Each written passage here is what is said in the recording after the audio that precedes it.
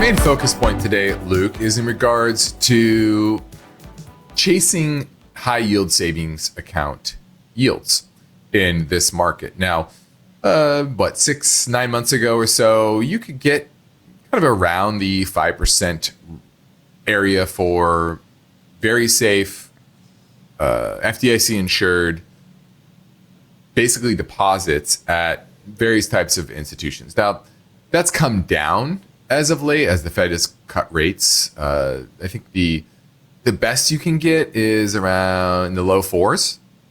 Okay, so it's not as good as it used to be. But the question for a lot of people is, I think, how much they should have in these emergency fund type of investments, and does it make sense to shift their deposits around consistently to chase these yields? What do you think the upsides and the downside of those two questions are? Well, I think as always, it depends, right? Even though you're talking about returns in percentages, in the real world, we don't pay for things in percentages, right? We pay for things in nominal dollars. Mm-hmm. And so if you have $1,000 in your high yield savings account, there is no meaningful impact between a 4.2 and a 3.6.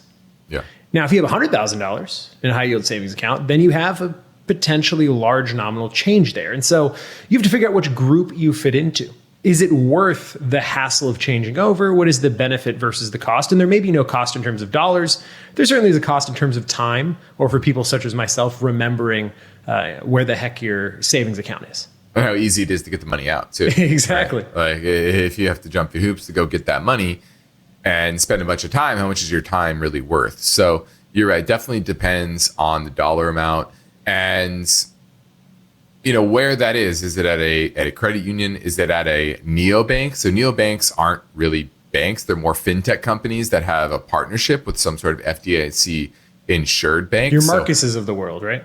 Well, no, Marcus would be, Marcus is owned by Goldman Sachs, and Goldman Sachs is FDIC insured. So, that's true. Yeah. So you want to think of an app that you can go like I would say like the Apple savings account. Right? The Apple's not FDIC insured, but they have a partnership with Goldman Sachs, and you're effectively getting the same yield as you're getting at Marcus, but just through the Apple ecosystem.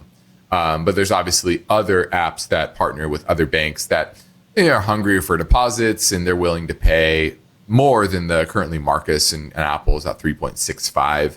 Like I said, you can get up into the low 4s right now, but it may not be as simple or as easy as some of those other platforms. Now, another couple things to consider are promotional rates. Like a lot of these might entice you with this 4+% yield, but it might only last 3 months or 6 months and then come back down to kind of around market. And then does it make sense to make that shift, especially when you're only getting that for a short time period? So you want to look out for that. And then also conditions. A lot of times it says some big shiny number, but you need to have, say, $100,000 in that account to get that yield. Otherwise, you are subject to, a much lower yield. So, is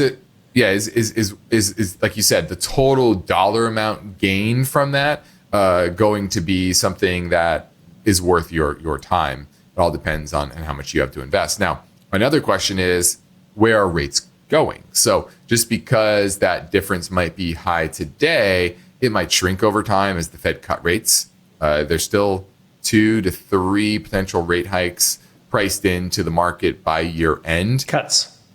Did I say hikes? You're right. Hikes. Cuts. Don't jinx it. Hey, could be hikes. It could be hikes. You never know. But they aren't priced in. I'll tell you. They're not priced in. No. So it does depend on what the Fed does, but it's more likely they will cut rates over the next 12 to 24 months, especially with Jerome Powell leaving. Was it May? May of next year. Yeah, is when his term expires. You would imagine that President Trump will nominate somebody that is more of a dove than a hawk, right? He likes lower rates.